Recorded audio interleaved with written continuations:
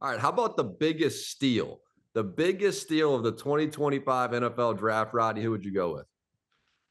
I was on Luther Burton for a long time, but now I'm a Emeka Egbuka for the Yeah. for the Tampa Bay Buccaneers. And the one thing, Coach, he gives them such valuable depth because this is a young man that can play in the slot. He can play Z. He can play X. He can play all over the field. And as much as we love Chris Godwin, he's been hurt a lot. Mike Evans missed a bunch of games last year. He's getting older. So to go out and get this kid, and we know that he's a polished receiver, excellent routes, good hands. I think he's going to be outstanding and surprise a lot of people when he ends up in a Pro Bowl, Coach.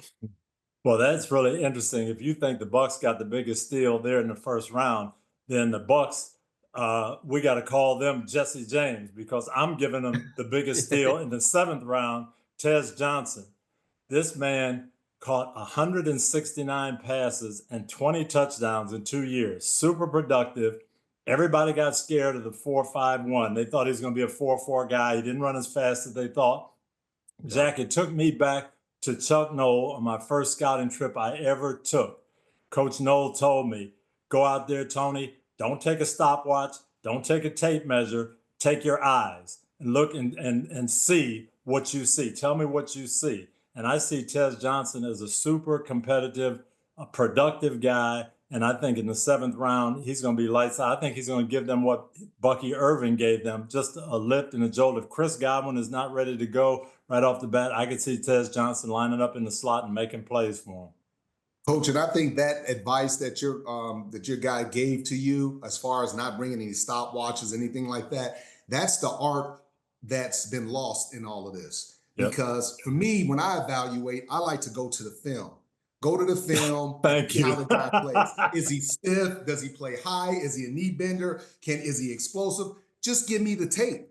I don't have to necessarily see a guy moving around in person. Just give me the tape. And I just wish it was more based on the actual tape as opposed to the measurables. Well, Tampa Bay Buccaneer fans are going to have a day watching this podcast because my biggest steal was actually the 2nd round. And it was Benjamin Morrison, where they found a quarterback who was just injured this past year. But if you go watch his film early on in his Notre Dame career, I think they're going to have a 10 to 12-year starter, a locker room leader, a captain, and somebody that's going to be just a voice of reason in that locker room. He's one of the true awesome people to be around. If you leave a production meeting with them, you go, whoa. And then you watch him play. I mean, he is just the full package of a player at a position that has such a premium on it. They get a 2nd rounder in Benjamin Morrison. I think he's a 1st-round talent. So the Tampa Bay Bucs, Coach, they did a job in this draft. They did. And you talk about Morrison and being with Todd Bowles and the way he develops corners, the way he uses them. I think it's a perfect marriage. And no question, he's going to play great ball for them.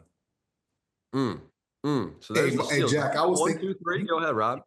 Hey, Jack, you mentioned this young man last time we had a podcast a few weeks ago. And I went back and started.